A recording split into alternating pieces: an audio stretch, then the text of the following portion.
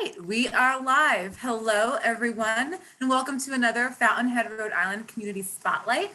For those of you who don't know me, I'm Erica Busillo-Adams, and I'm on the board of Fountainhead, and thrilled to be here today with Spectrum Theater Ensemble. I want to say a quick thank you to Cross Country Mortgage, one of our bronze sponsors this year, for making these spotlights possible. Thank you so much. And I want to introduce the wonderful Mario Gomez, Executive Director of Spectrum Theater Ensemble, and Clay Martin, Artistic Director of Spectrum Theater Ensemble.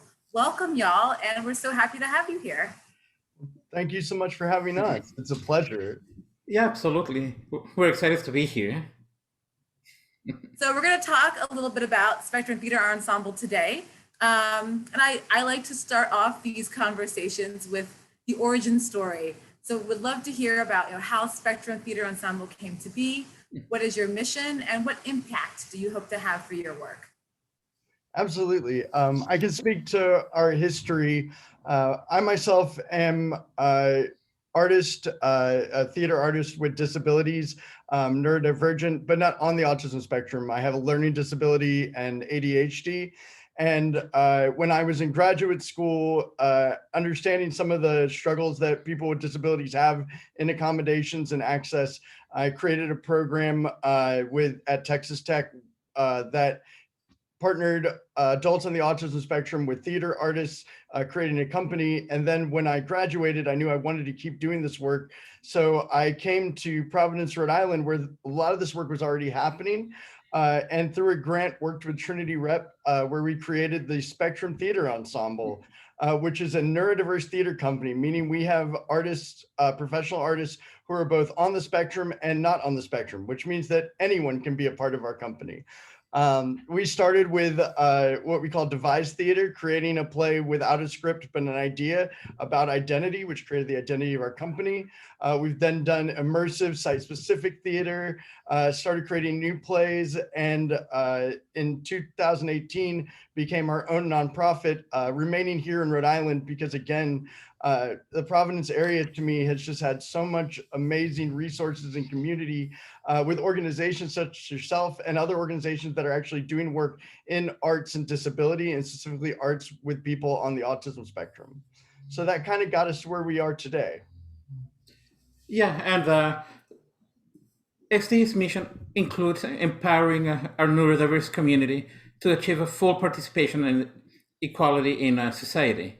So that's part of what we want to do with that Spectrum Theater wants to do, is to not only show that neurodiversity is everywhere, that we're all part of that large spectrum that's neurodiversity, but that it's just not.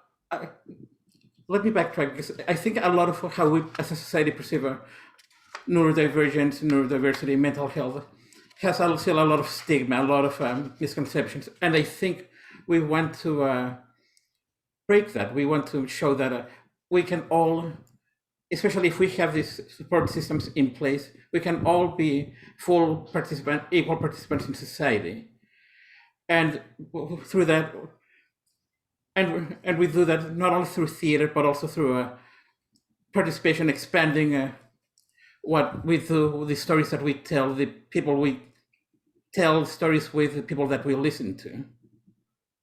Absolutely. I'm so amazed and grateful for your work. And some of you in the community might know this, but I am a parent of 2 neurodivergent kiddos and a spouse to a partner on the spectrum myself. So I just love the work of Spectrum Theater Ensemble and think it's so critical. And as we're talking about neurodiversity, there might be folks watching right now who haven't heard the term before. I've come across that myself. So I'm curious as to how you both define neurodiversity, how the Spectrum Theater Ensemble define neurodiversity. I know your tagline is Neurodiversity Matters, and it really does. Especially important now because it's Autism Acceptance Month. It's April, so very timely. And why does representation of neurodiversity, not just in the arts, but in leadership, in your own board, and in general, why is it so important? And what does neurodiversity really mean to you?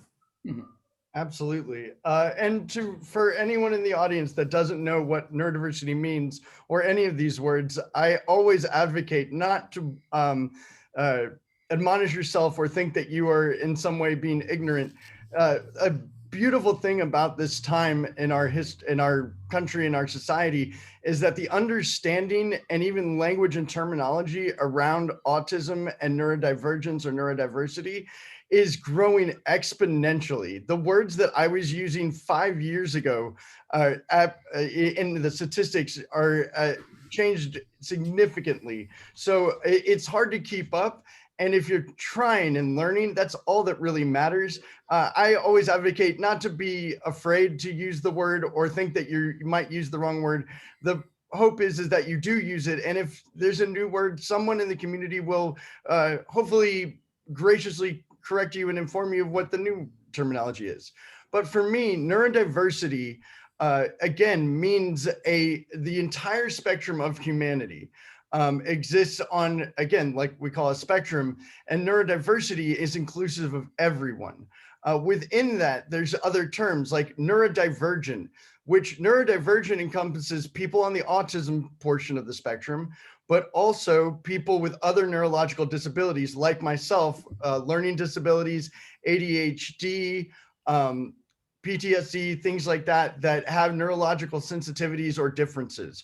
And then there's neurotypical, which is, and I use that word quote unquote typical, which are people who are don't have neurological disabilities or differences, but are still in the concept of neurodiversity itself. So again, it's a little confusing. What I always say is one of my goals in STE is that someday I will type in neurodiversity on my word processor and a red line won't come underneath it. And that's my hope, is that we get a broader understanding. But yeah, that's what it really means to us and how we incorporate it at STE. Yeah, and to answer the second part of the question about why representation matters, that's because representation matters. It's because it's one of the tools, one of the things that we need to do as a society to recognize our differences, to not other people. Because until we start seeing neurodiverse people on stage, we won't really, and actually name them as neurodivergent, neurodiverse, we won't be able to recognize that they're just, people like everyone else. People who are neurodivergent, neurodiverse, if they see themselves on stage represented, they'll go, oh, that's something that I can do. That's part of what my stories are being told. Parts of of my community, my culture are being shared. And I mean, representation is important, but I just want to remind everyone that it's not the only thing. Representation matters, it's important, yes, but it's only a part of it. It's only a step towards equity, towards equality, towards equity, towards being a part of a full-fledged society where everyone brings what they can bring and what they can, and give what they can, and so have the support that they need. And like Clay said, just to add to what he was saying, something that I actually learned from him that I think that I've taken in my heart about neurodivergent, about neurodiversity, about also a little disclosure, I suspect that I'm in the spectrum. I'm still undiagnosed officially, but so sometimes things like this happen.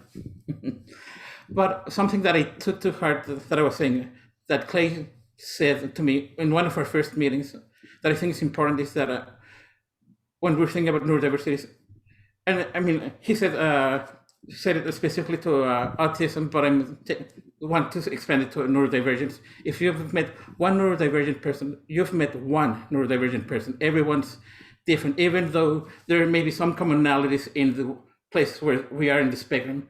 We're all different human beings. Our brains might work slightly different. We might have different strengths, different places where we process the world differently. Absolutely. So it's very hard, very treacherous to try to generalize neurodivergent people into one bucket, even if the quote unquote diagnosis that they have is called the same thing. Absolutely. And if I can add just one more thing, really, and why Spectrum Theater Ensemble is consciously a neurodiverse theater company.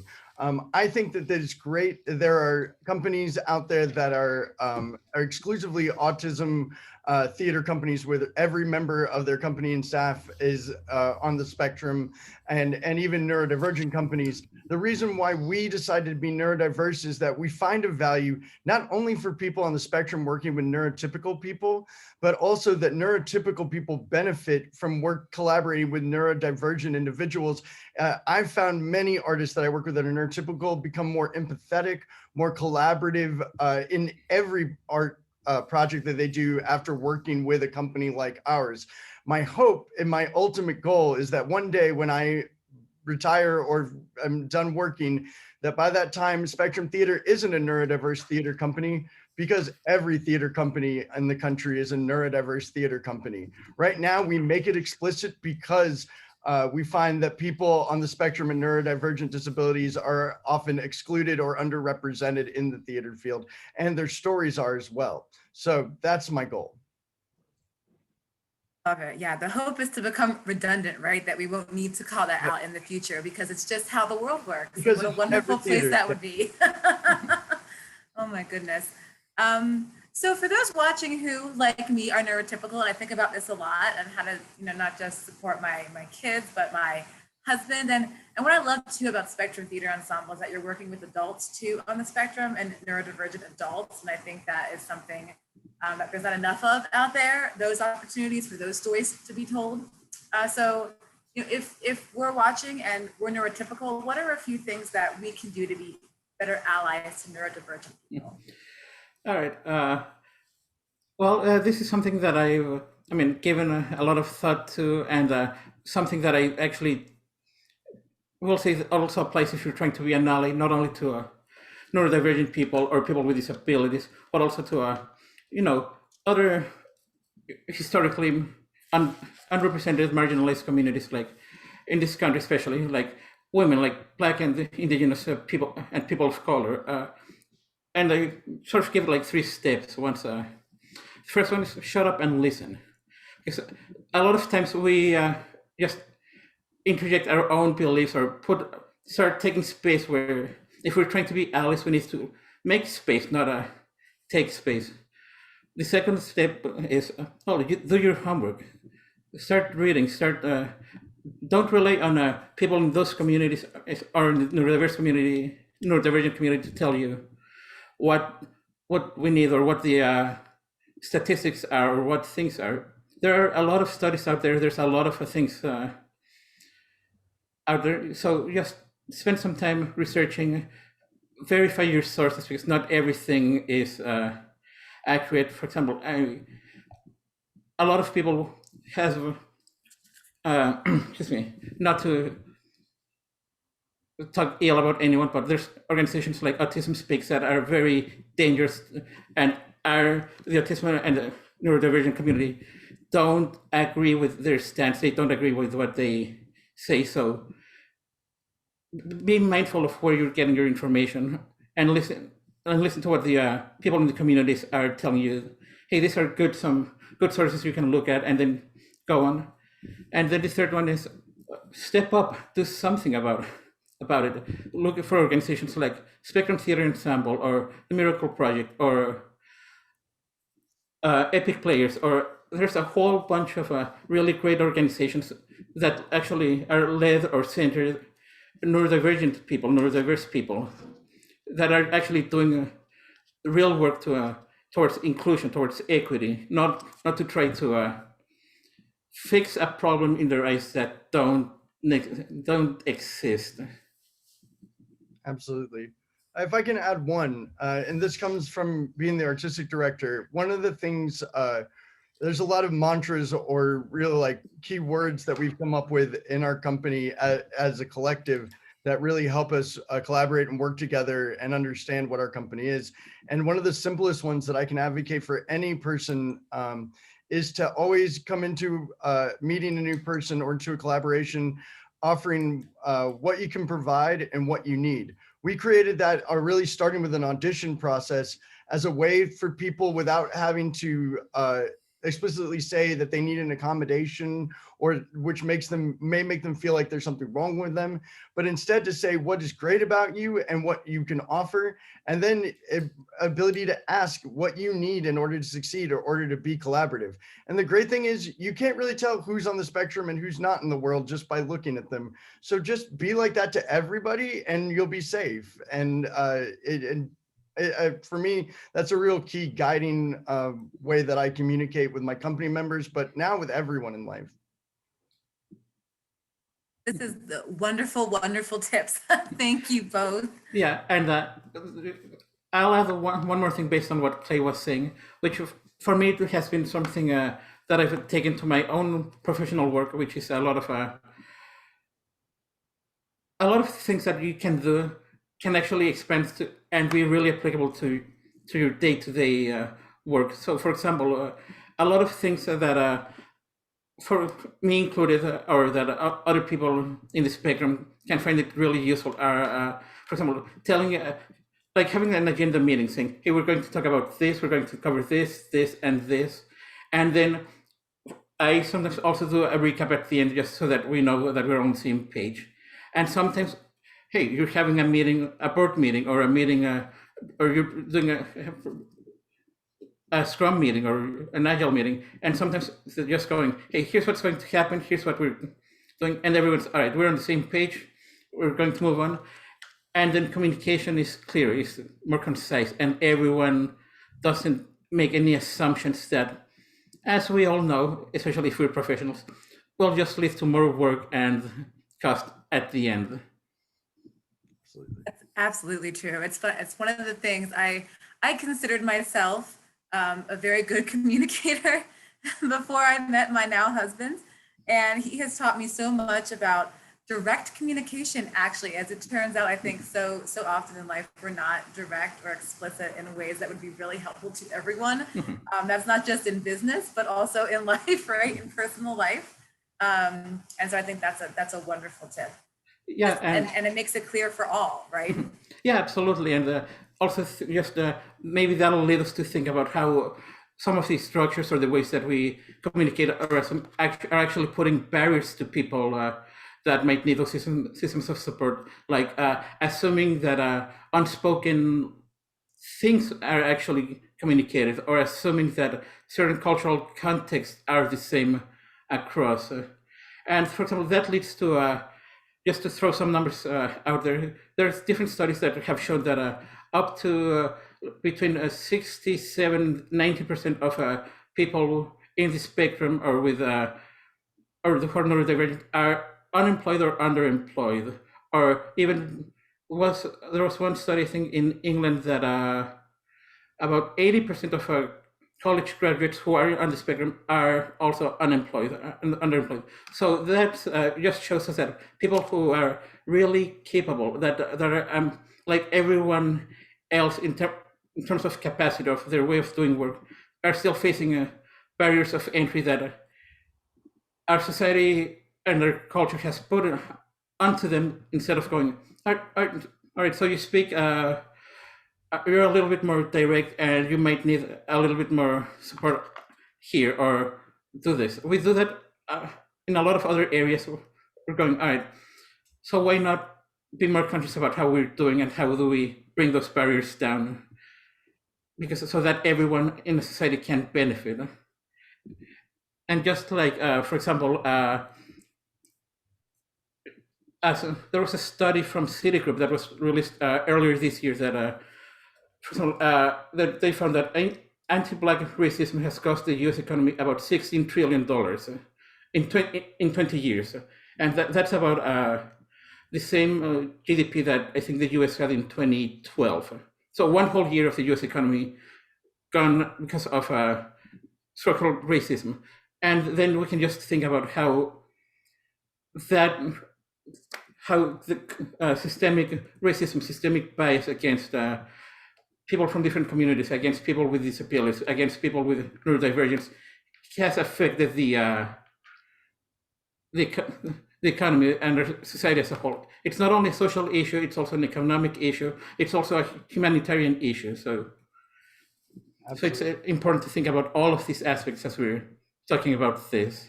Absolutely, and dismantling, the ways that we work right now, and how how it used to be or how it always was. It doesn't need to be that way, and it shouldn't be that way, right? As you're demonstrating so profoundly, right? It's actually like it's more productive. It's better for everyone. It's better for humanity, and it's better for business if we start to dismantle these ways that we work. And speaking of that actually leads me to my next question. I'm thinking about, and I've been asking this all the spotlights over the past year, how the pandemic has specifically had an impact on Spectrum Theater Ensemble, and especially as an arts organization. How have you found new ways to share your work?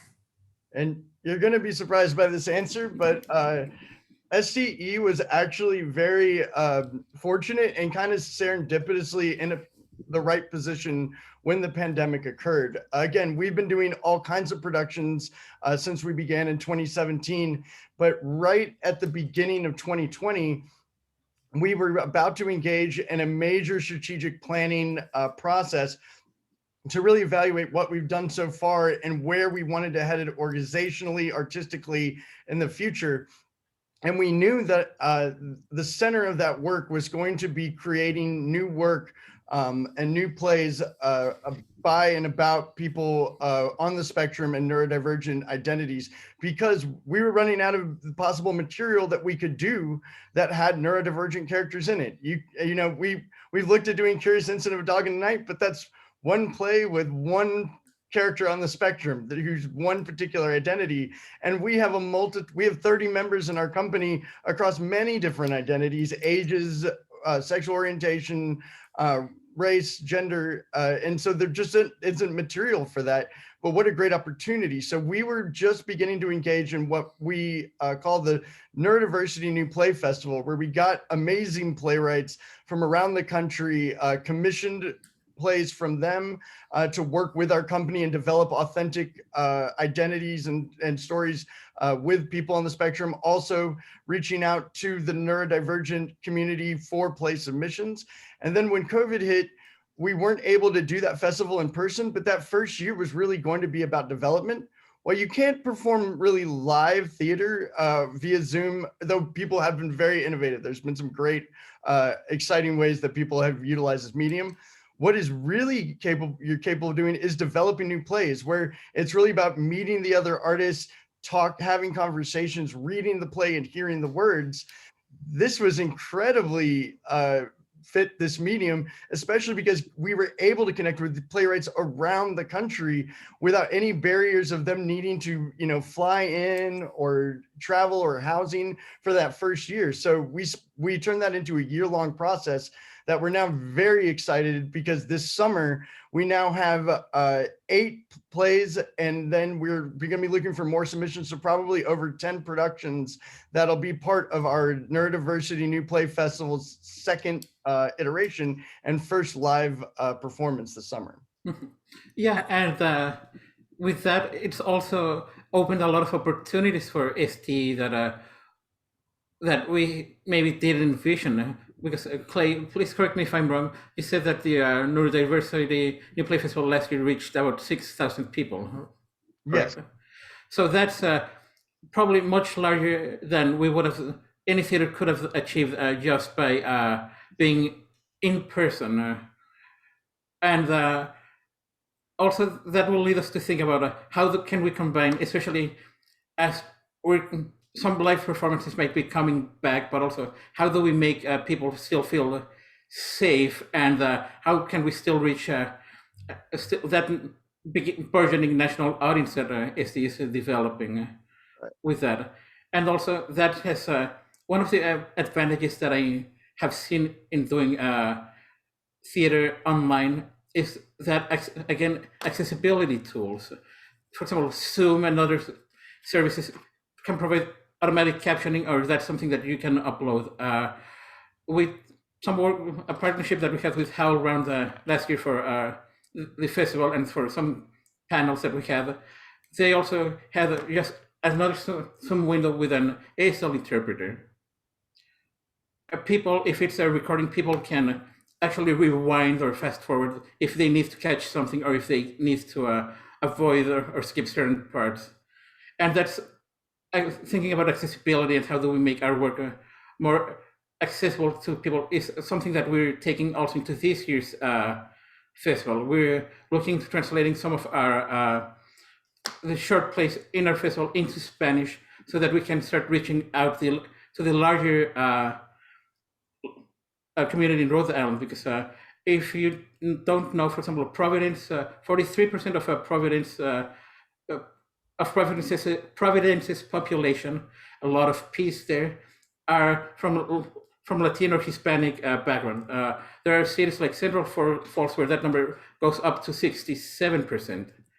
And we cannot be a company that advocates for neurodiversity if we're not actually reaching out to every single community because every single community has neurodivergent people. It's not something that just specifically towards, let's say, white, rich people. It's something that maybe they were the ones that first, because they have the systems of support, the medical support to be diagnosed, but that doesn't mean that neurodivergence or neurodiversity doesn't exist everywhere else. So that's what we're trying to do. We're trying to reach out to more people, to more neurodiverse people, which, as Clay said, that's pretty much everyone. But also make sure that it's accessible and that people can have access to those stories that neurodiverse artists are telling. Absolutely. So I'm so pumped for this new play festival and I can't wait for the season.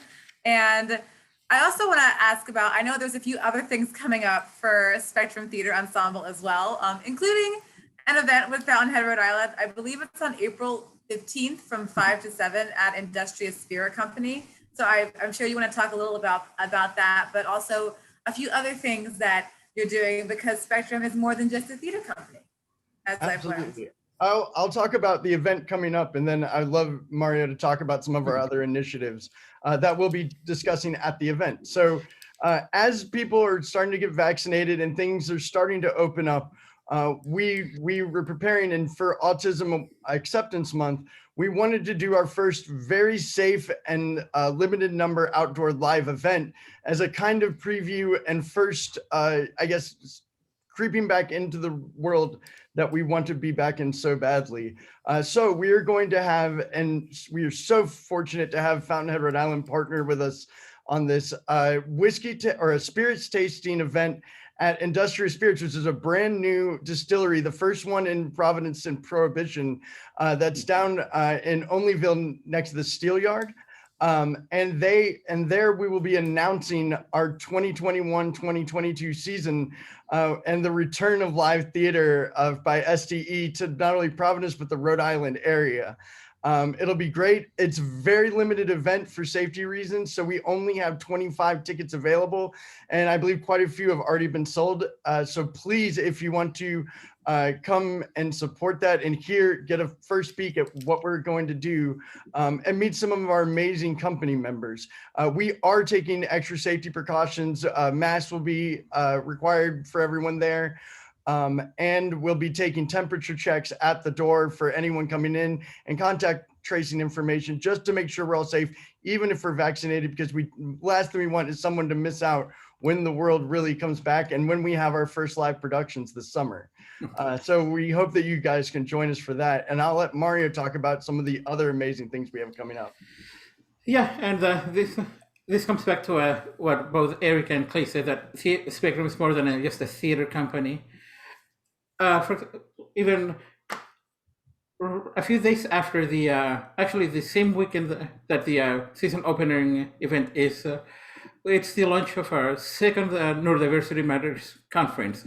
And it's a conference that we started last year, where experts and artists from both Providence and at the national level have come to talk about different aspects and topics about neurodiversity and neurodivergence that don't usually get covered, that are not the same topics that we hear about all the time. For example, some of the panels this year include the intersectionality between neurodiversity and the BIPOC or the global majority communities, about that and gender, about parenting in someone in the spectrum, about parenting in the spectrum, or parenting someone who's neurodiverse, and a whole lot more. It's something that I'm really excited about, and that I personally can't wait to see all of the conferences, all of the panels, because it's a whole conference.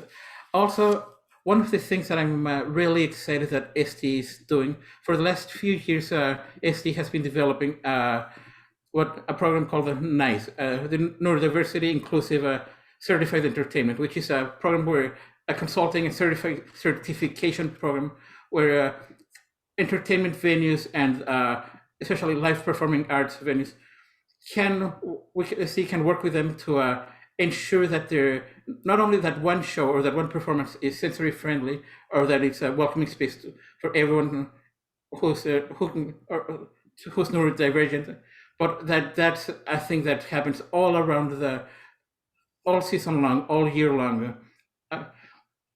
Things like, hey, maybe there's how can we give more information about potential sensory triggers or content warnings so that people can prepare themselves? How can we give warnings to people in the audience so that they can also prepare themselves? How can we educate our larger audience base, our larger patrons, that it's not that there's some things that are changing, or that there's people might act different ways or react different ways in theater depending on what's going on, and that's okay. That there's how can we be more accepting of different people? How can people with different conditions, with different needs?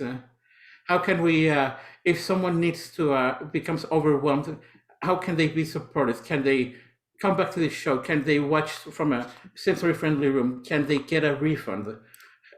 How can they come back? How can we train designers? How can we train directors? How can we train house management to have better tools to support neurodiverse people all over the different spectrums that encompasses? Absolutely. And let me tag onto that and boil it down, that because many people may be familiar with sensory friendly programming or work, and really what we're doing is what we see as an evolution to that work. So far, we've had amazing progress and innovation in creating performances that are sensory friendly. What we're hoping to do is, with this NICE initiative, create institutions that are sensory friendly. And that means every program, every performance, and not only that, but the work that happens off the stage and on the stage by performers, that your hiring process is sensory inclusive, that your front office, your box office is sensory inclusive, that it iterates throughout. And it's actually, when you focus on it like that, I believe it actually becomes a much more sustainable effort, that it's not a one-off thing that or that you don't have to keep reinventing the wheel, because there are many practices that can work day in and day out in everything that you do. Like I said, just the simple notion of asking people what you can provide and what you need is a simple, inclusive way of starting a conversation with any person entering your institution. So that's what we are hoping to do. And we're beginning this summer a national rollout that we hope becomes a standardized terminology throughout the performing arts industry. Because it's one thing that people on the spectrum may struggle with, is that there's been so much work in sensory friendly, but the terminology venue to venue is completely different. I've heard sensory friendly, autism friendly, sensory inclusive, relaxed performances, and people on the spectrum really thrive with consistent, clear communication. And so making this effort while not having a standardized system of what these terms mean or what we're talking about really is I feel like kind of shooting ourselves in the foot. Not that it's a misstep or a lack of care by any of the organizations that have been doing this. We just feel like it's a next step. It's an evolution of this understanding and work that's been done. True equity work, right? I mean, that's, it's not just a performance, an event one day, it's all the time. It's all the time, every day.